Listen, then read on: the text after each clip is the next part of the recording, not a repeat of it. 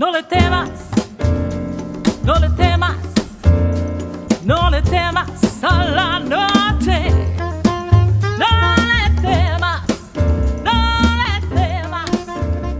Bienvenue dans cette deuxième édition de Flamme. Pauline, nous sommes ravis de t'accueillir ici dans cette salle à l'agence qui prône la liberté créative. Et pour nous, tu en es la parfaite incarnation.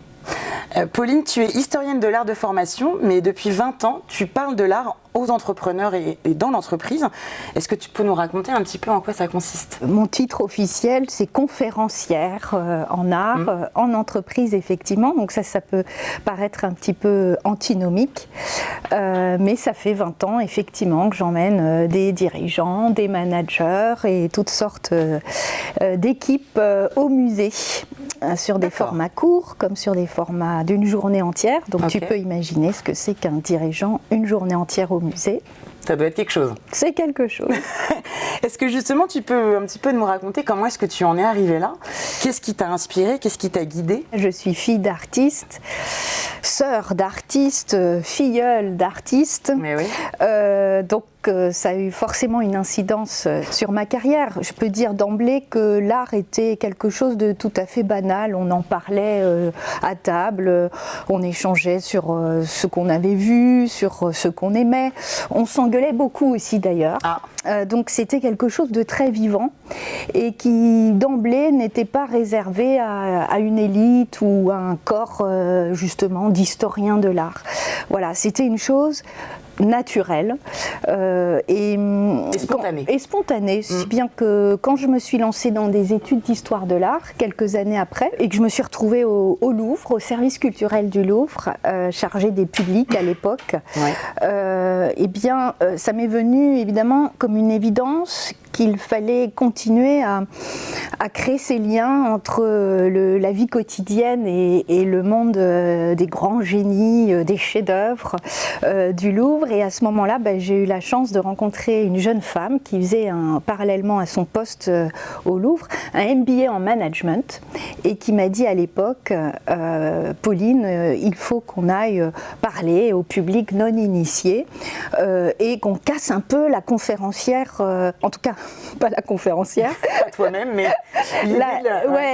l'idée effectivement d'une conférence en tout cas qui serait un peu stéréotypée, d'1h30, avec une personne qui parle, un groupe qui suit, plus ou moins une fatigue dans les pattes, etc. Donc c'est elle qui a initié cette idée au départ de détourner en fait des publics au musée en les faisant asseoir par terre quand il n'y a pas de banc par exemple, mais en leur demandant aussi leur avis sur les œuvres. Et ça c'était en 1998. D'accord. Alors ça remonte, l'idée a fait son chemin, j'ai été prof d'histoire de l'art presque par hasard, mais j'ai pu me rendre compte que c'était vraiment aussi ma place de parler d'art à un public. Et parallèlement à ça, petit à petit, effectivement, on est allé s'adresser à des grandes écoles. Alors à l'époque, c'était Centrale, l'INAPG, aujourd'hui c'est l'AgroParisTech. Des étudiants qui avaient fait des super études, qui avaient la tête comme ça et qui, bizarrement, peut-être pas justement, n'avaient qu'une envie, c'était de sortir des matières seulement rationnelles et scientifiques dont ils avaient été gavés et de s'alimenter d'une autre nourriture, à savoir un domaine comme celui de l'art sur lequel on n'a jamais fini de parler, qui échappe complètement au jugement binaire, qui au fond est inépuisable. Et ça a été une révélation. Là j'avais pas encore 30 ans et je me suis dit comment ça, ces jeunes tronches en maths, là, moi j'étais nulle en maths, peuvent s'intéresser à cette manne sensible. Donc le pont s'est forgé à ce moment-là. Avec cette rencontre avec cette jeune femme et ces jeunes gens surtout, parce qu'il y avait beaucoup de... pas mal de garçons, je dois dire, dans ces filières artistiques. Et des grandes écoles aux entreprises, ça s'est fait tout naturellement. Du coup, me voilà à parler d'art à des personnes qui n'ont jamais signé pour ça au départ, qui ne savent pas très bien ce qui les attend. Je parle d'il y a 20 ans, mais à qui on vend une expérience insolite dans laquelle ils vont pouvoir découvrir pas mal de choses. Et est-ce que cette vocation, ça te vient aussi peut-être d'une lecture d'un écrivain autrichien, je crois, dont tu m'avais parlé, qui est une belle métaphore de ce que tu fais aujourd'hui en entreprise, je crois. C'est vrai, c'est effectivement le récit d'un homme d'affaires qui écrit à son meilleur ami au début du XXe siècle, qui lui est arrivé une expérience absolument extraordinaire. Il se décrit comme un homme fatigué par la vie, il a voyagé à travers le monde entier, et quand il revient dans sa vieille Europe, il ne la reconnaît plus. En fait, le monde a changé, la révolution industrielle a transformé le paysage urbain, la manière de vivre, la vitesse, le rapport au temps, tout ça est complètement bouleversé et ça a des effets assez négatifs sur ce pauvre homme qui se sent comme dépossédé de lui-même, abattu, déprimé. Et il raconte à son ami dans cette lettre que sa société anglo-germanique pour laquelle il travaille l'a envoyé pour une ultime négociation à New York. Et le début de la lettre commence comme ça: mon pauvre ami, je n'avais aucune prise sur moi-même, oh comme je manquais d'emprise sur moi-même. Je ne pouvais même pas lire le journal, tellement j'étais dans cet état d'errance profond. Et jusqu'à ce qu'au détour d'une rue, j'avais 1 heure devant moi, une vitrine, on comprend que c'est une galerie d'art, a attiré mon attention. Là, j'ai vu des peintures avec des couleurs vives, plates, comme presque des affiches. J'ai lu le nom de l'artiste, mais comme je ne le connaissais pas, j'en ai perdu aussitôt le souvenir. Et il écrit à son ami: c'est pour l'heure, pensais-je, la meilleure chose à faire dans mon état que de découvrir, de pénétrer dans cette galerie. Et là, la lettre, pour nous, elle prend évidemment un relief particulier au début du XXIe siècle parce qu'elle décrit une à une ces fameuses peintures qu'il découvre.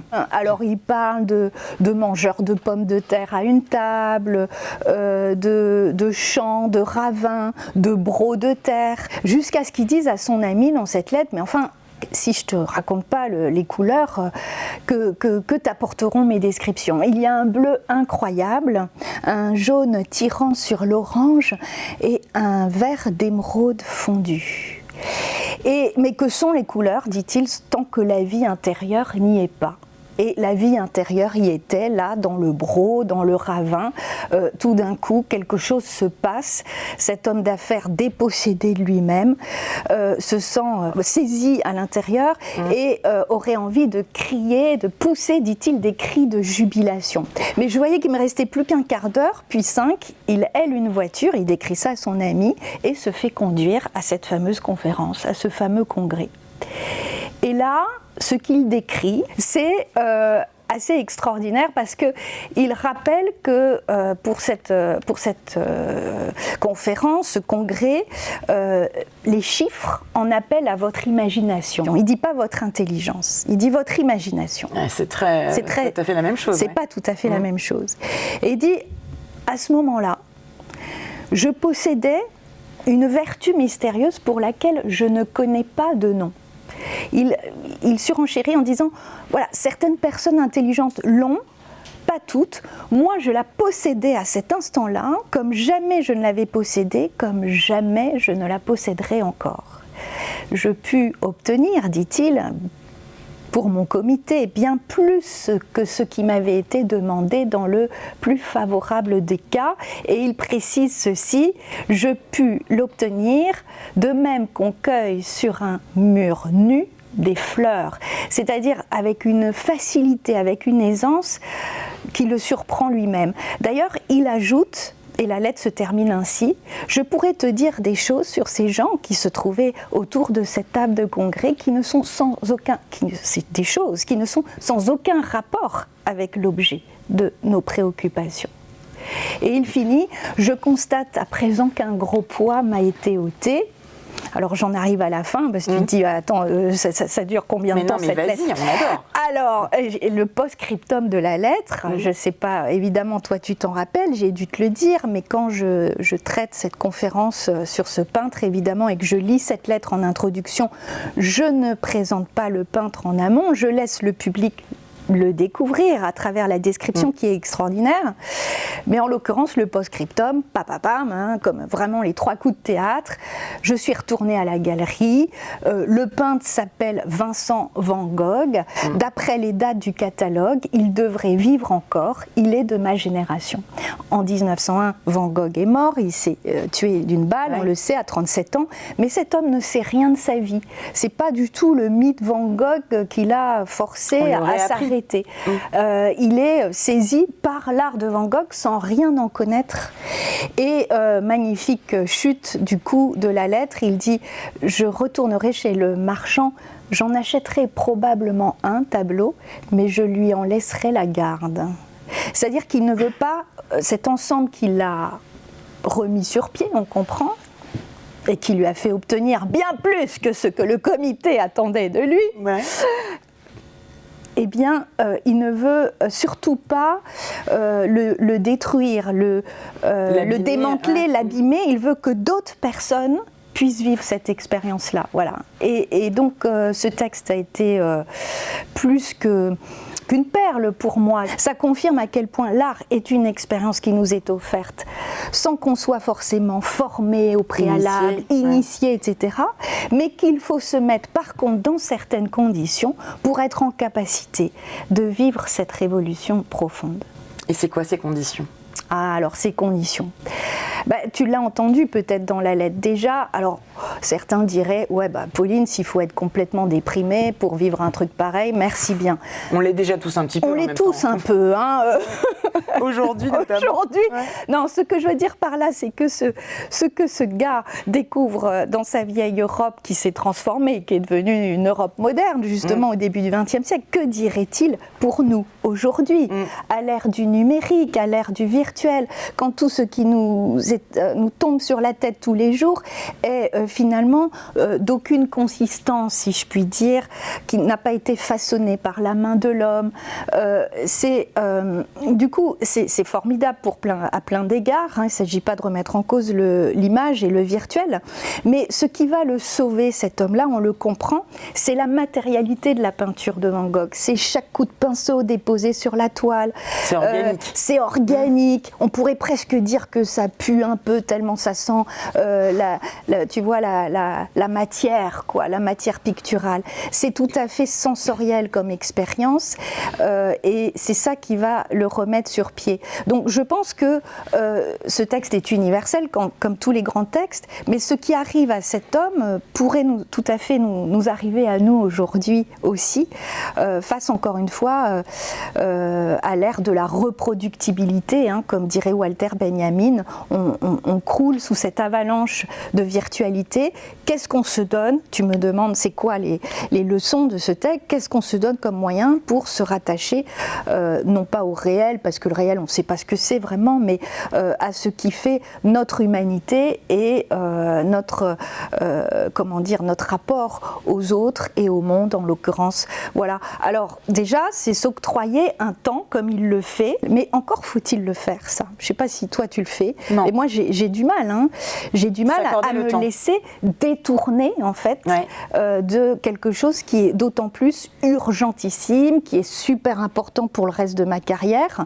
Ça demande un effort, un minimum d'effort. De même que franchir le seuil d'un musée, ça demande un effort. Il faut se sortir un petit peu de nos habitudes, et ça, c'est la leçon numéro 2, 3, je ne sais plus où on en est de ce texte, c'est qu'il rompt avec ses habitudes en allant dans un lieu où, dit-il, je ne suis pas allé depuis plus de 20 ans.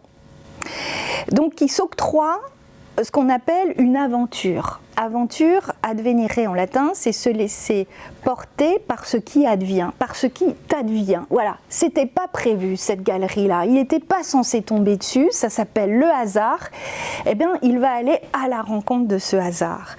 Et parce que c'était pas prévu, il va se passer quelque chose qui est décrit dans la lettre, qui est pour moi une expérience. Alors tu sais comme moi que notre modernité n'a que ce mot à la bouche. Aujourd'hui, aller acheter un pain au chocolat, c'est vivre une expérience, quoi. Donc c'est très difficile. Il faut qu'on revienne à l'étymologie pour comprendre ce que c'est qu'une expérience. Expérire, ça a donné ouvrir, en fait, en latin, du latin au français. Une expérience, c'est le moment où tu t'ouvres à quelque chose qui n'était pas prévu et dont ta propre humanité a sans doute le plus grand besoin, mais qui n'était pas monté à ta conscience en quelque sorte. C'est ça une expérience. C'est pas quelque chose de prévisible et idéalement une expérience te dépasse un petit peu, quoi. Hein. C'est la non-maîtrise aussi qui est importante, c'est le lâcher-prise dont tu parlais. Exactement. Alors nous, on l'appelle ça comme ça. Ce gars va pouvoir posséder et avoir en main complètement sa négo qui l'attend là, parce qu'il a lâché prise. Donc c'est prendre le temps. C'est-à-dire pour certains, aller au musée, c'est perdre du temps. Pour lui, ça a été en gagner dans tous les sens du terme, quoi. Ouais. Voilà. Et justement, donc, quand on t'entend, on se rend compte que l'art est un révélateur presque accidentel de la personnalité de chacun d'entre nous. Est-ce que tu as un exemple, une personne ou une anecdote peut-être à valoriser qui justement illustre ça? Tu as pu peut-être le voir dans les entreprises avec lesquelles tu travailles ou autres. Ça s'est passé en 2008, alors que je donnais une conférence à des managers justement. Je travaille, ça je peux le dire peut-être brièvement, mais dans 2 associations qui me font confiance depuis 17 et 10 ans, qui s'appellent Germe et l'APM. Et je dois beaucoup à ces 2 associations. L'une forme des managers, l'autre forme des dirigeants. Et on peut dire que ces associations, elles m'ont bien souvent, tel le cheval de Troie, introduite dans les entreprises qui n'étaient pas prêtes. D'elles-mêmes, elles ne seraient jamais venues me demander une journée au musée pour elles-mêmes, pour leurs salariés, mais jamais. Il y a des assos qui m'ont fait confiance, qui se sont dit, c'est vrai, tel cet homme d'affaires, on va les sortir de leurs activités, on va leur proposer quelque chose qui a a priori absolument rien à voir avec ce qu'ils font, et par ce détour-là, ils vont explorer tout leur potentiel humain. Lors d'une rencontre que je faisais dans l'une de ces 2 associations, un ingénieur agronome m'a fait cette proposition complètement loufoque a priori, qui consistait à me proposer d'aller animer 8 assemblées de secteurs qui s'adressaient à des cultivateurs bretons. Figure-toi qu'on était en pleine crise du lait à ce moment-là.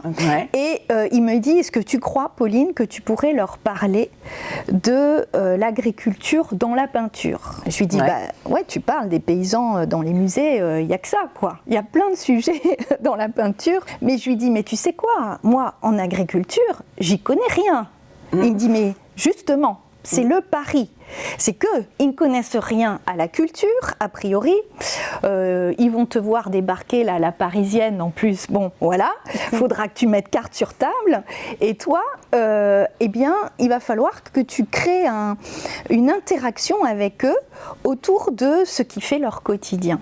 Et c'était une expérience fondatrice pour moi, humaine au sens où je le disais à l'instant, c'est-à-dire la plupart de ces cultivateurs, ils avaient maximum un CAP en niveau d'études. Je ne sais pas si tu vois.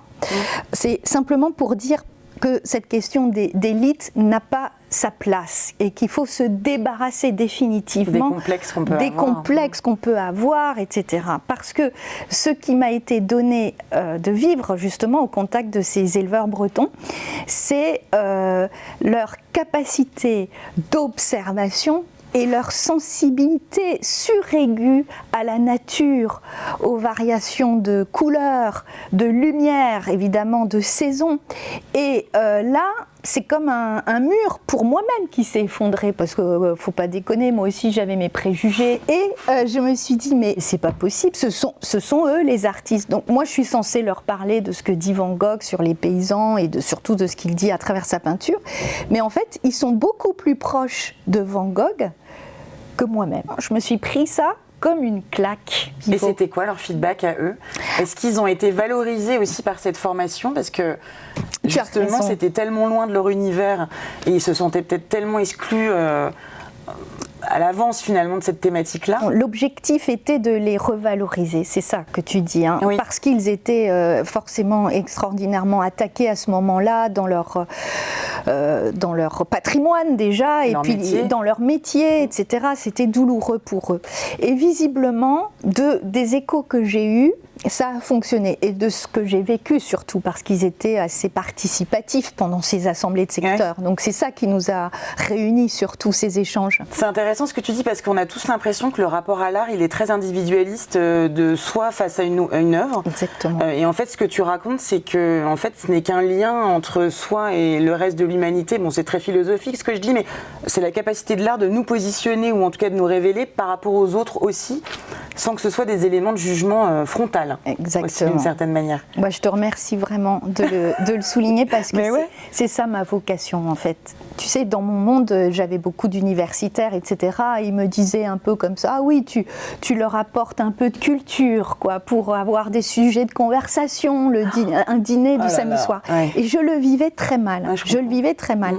Et je disais, mais non, moi, ce que je voulais, alors dans ce cas-là, que le dîner en question ressemble à ce que j'avais vécu enfant à table. Que ça soit un sujet qui relie. C'est exactement ce que tu dis. Ouais. C'est ma religion. Hein. Religuer, l'étymologie de religion, c'est ça. C'est-à-dire, je pense absolument que l'art nous concerne, nous regarde tous, et que c'est un lien qui nous unit dans notre humanité. C'est commun aux Esquimaux, aux Africains, aux Européens. C'est vraiment ce qui reste quand tout a été détruit. C'est ce qui fait aussi l'apparition de l'homme à Chauvet ou à Lascaux. Il faut, voilà. Et donc les historiens d'art, ce sont des intellectuels qui travaillent pour organiser le savoir, le répertorier.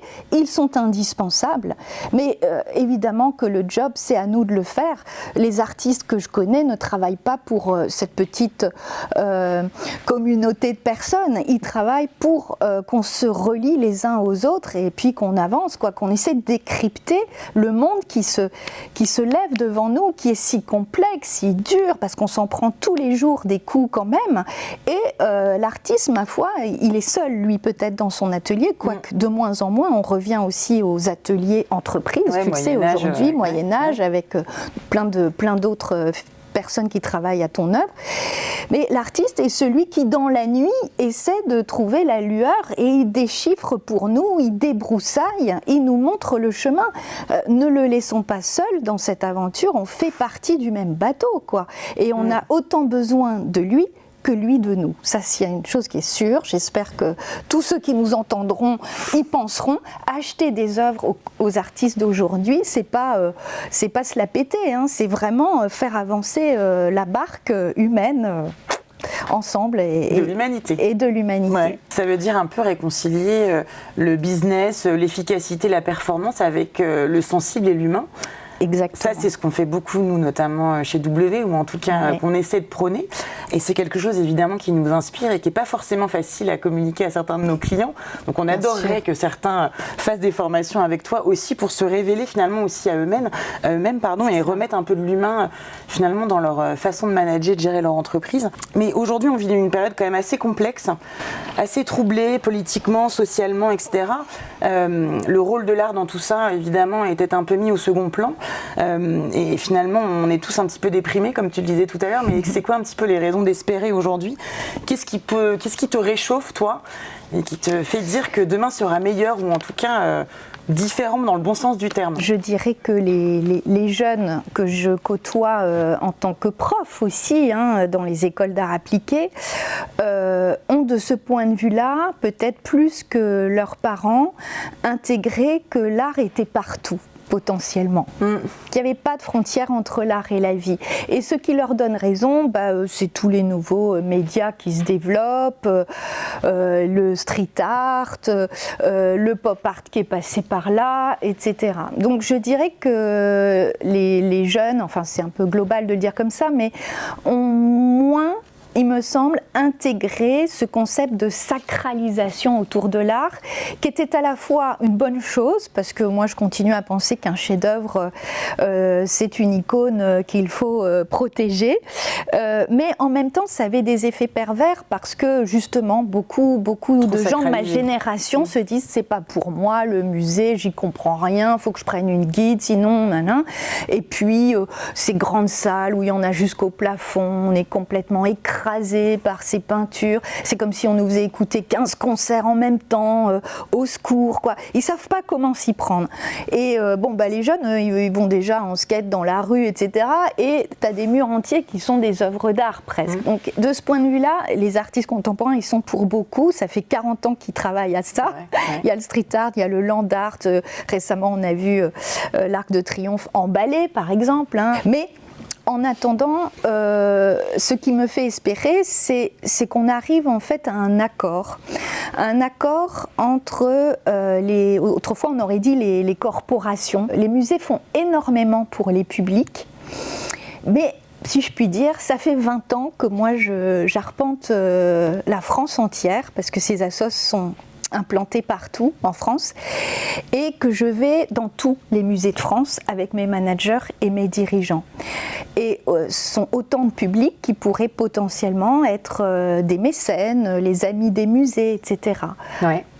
Rares sont les musées qui se sont penchés sur mon activité. Alors c'est pas pour le ramener à ma petite personne, c'est simplement que si on n'est pas du sérail, j'en ai encore un peu la preuve, c'est difficile de faire bouger les lignes. Or, les managers et les dirigeants sont potentiellement ceux-là même qui peuvent faire tomber aussi les frontières entre l'art et la société, et c'est ça qui entre guillemets me donne aussi des raisons d'espérer. C'est que j'espère qu'on va quand même dans ce sens-là de plus en plus, que l'art se banalise dans le bon sens du terme. Et puis tu as le rôle des artistes en fait qui a toujours été, et peut-être un peu moins ces dernières années et ces derniers siècles, au cœur de la cité, et ça c'est des choses qu'on va sûrement retrouver, puisque le sens de l'histoire c'est parfois de revenir en arrière pour le meilleur, et le rôle des artistes comme révélateurs de la beauté de la société, de la beauté des gens, c'est aussi quelque chose que tu prônes toi au quotidien, et qui par notre approche, je pense, sera peut-être plus efficace. J'espère. On espère tous. Est-ce que c'est ça le message que tu veux un peu transmettre aux nouvelles générations ? C'est cette idée de remettre l'art au cœur de nos sociétés, de notre vie, mais aussi d'arrêter d'avoir peur. Exactement. De pas être à la hauteur en fait. Oui. Parce que c'est souvent ça. Oui, tu sais que j'ai écrit des livres d'art en fait, et mon créneau à moi c'est l'art pour les jeunes et voir les petits. Mais en fait ce sont les parents qui achètent mes bouquins, et oui, je vais apprendre des choses à mon fils, mais ils sont les premiers à en apprendre. Bien sûr que c'est à eux que je m'adresse. Donc comment distinguer un chef-d'œuvre d'une croûte, ça c'est mon premier livre, et le dernier, L'art pas bête, c'est exactement, je disais qu'il n'y avait pas de mode d'emploi à l'instant, mais c'est, alors je sais pas, disons un peu des aides, des guides pour t'accompagner et te rendre acteur de ta visite au musée. Je voudrais vraiment, mon rêve, ça serait que les musées soient gratuits pour tout le monde, et qu'on puisse y aller comme on va acheter une baguette et sortir immédiatement, parce que rien n'est plus terrible que de se forcer à traîner les pattes dans un musée. Tout le monde a vécu ça au moins une fois dans sa vie, ça peut être rébarbatif au possible, mais il y a une manière d'être acteur au musée, et avec sa chérie, son chéri, ses enfants, qui vous voulez, tout seul. Que vois-tu? Que ressens-tu? À quoi cela te fait-il penser? Voilà, alors c'est plus facile à deux qu'à soi-même, mais ça marche, et tout d'un coup, ce que l'on croyait réservé, encore une fois, à des sachants, devient une véritable aventure, voilà, et on repart, on quitte, je pense que souvent on quitte le musée renseigné sur nous-mêmes. Tu dis souvent la nuit porte conseil, 3 petits points, mais tu dis aussi que le musée... porte conseil, c'est vrai. C'est vrai que ça fait peur un musée, parce que la vie semble s'être arrêtée à sa porte. Tu vois, dans un musée, on mange pas, on dort pas, parfois on nous dit chut, taisez-vous, ne vous asseyez pas par terre. C'est plein d'interdits un musée. En plus, il faut se taper les petits cartels. On est ramené souvent sur les bancs de l'école. Donc tout ça, c'est extrêmement rébarbatif, mais au fond, il y a un moyen de se laisser quand même emmener dans cet état un peu de flottement. Alors mes élèves vont me dire « Ouais madame, il faut boire un coup d'absinthe, c'est ça ?» J'ai dit « Non, non, pas forcément. Il faut lâcher prise, comme tu le rappelais tout à l'heure, et en même temps, tout en même temps, mettre un peu les mains dedans. Parce que ça serait complètement démago de dire qu'il se passera quelque chose de fantastique si tu ne te jettes pas un minimum à l'eau, mais tu vas voir, l'artiste est là pour te rattraper, pour te lancer plein de perches. Juste écouter, regarder et débrancher son téléphone si on peut, le temps de la visite. C'est peut-être le plus difficile, ça. Et en même temps, c'est ce qui nous permettra peut-être de nous reconnecter à nous, de nous reconnecter aux autres, et puis surtout de remettre un peu de sensible dans nos métiers. Nous, on le fait déjà beaucoup à l'agence, mais c'est des conseils à suivre pour nos clients, pour nous tous. Merci beaucoup, Pauline. Je crois qu'on en a à peu près terminé, mais je pense qu'on pourrait passer des heures toutes les deux à discuter. C'est vrai, Charlotte. Mais c'était super.